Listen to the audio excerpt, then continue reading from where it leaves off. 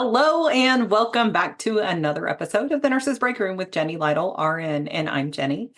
I want to continue our last conversation talking about mental health struggles and some of the things that I have been dealing with recently myself. And part of that for me, and I believe in talking to some other women that I'm not alone here.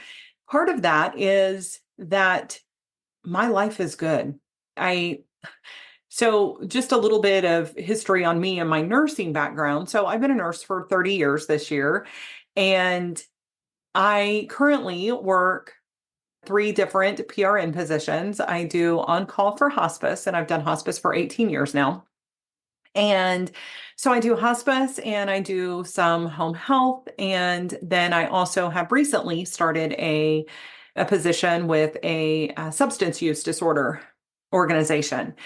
And especially compared to the kind of things that my patients and clients are facing, and a lot of the clients that I'm dealing with in our new mental health ministry at church that I help to launch, it's really difficult to not feel guilty for struggling mentally because I don't have to worry about a lot of the things that the people that I'm in contact with all the time are worrying about. So we're healthy. Everyone in my family is pretty healthy. We have had some losses, but expected and or a little more normal losses that seem a little more right. Older people that, yes, things change and we want to keep them with us forever, but we're not dealing with the loss of a child or a young spouse or things like a lot of the hospice patients are dealing with, and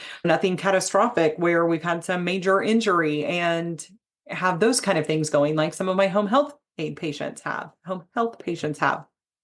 And then thankfully, we are not dealing with substance use in a direct we have in some family ways and some friends. It definitely has touched our lives, but it's not something that I am dealing with myself on a regular basis.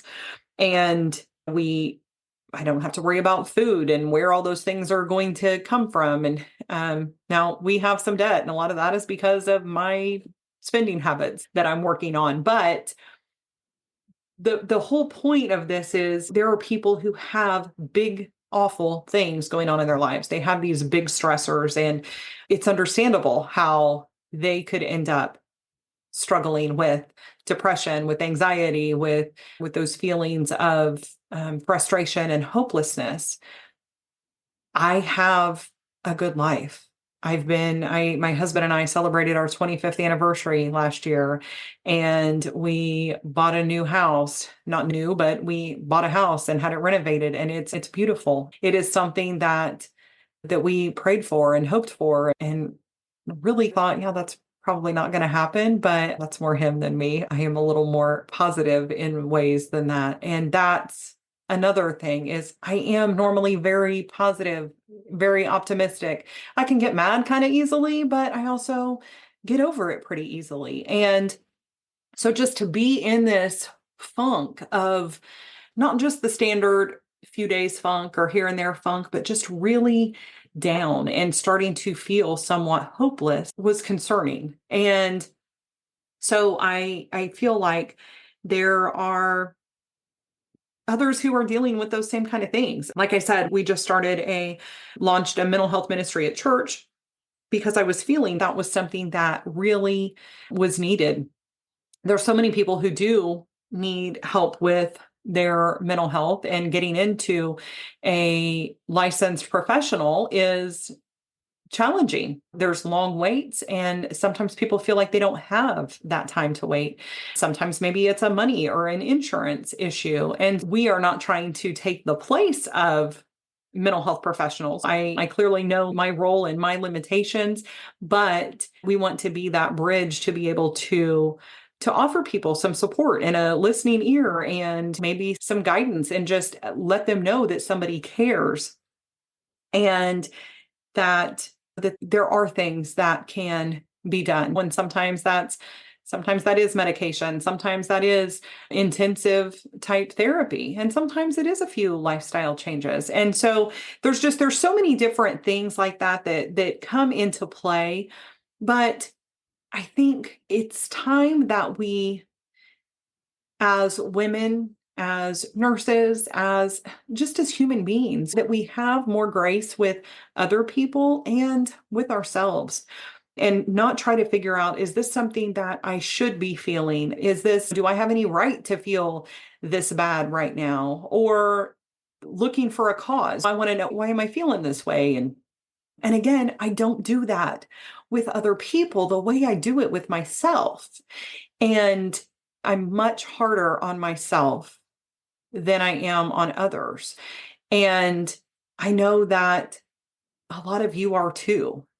And I don't want that to always be the case. I want to be able to talk about that. I want to be able to have breakdowns and breakthroughs and get through some of this and be able to have a community where we're supporting each other through this, because it happens. And like grief does, I feel like a lot of times mental health, especially with the way things are in the world today, there's just these waves that we have to ride sometimes. And I am so glad that you are with me on this journey. And I can't wait to dive in a little more about the things that are going on with me, with others in the world that I've talked to, and come up with some ways to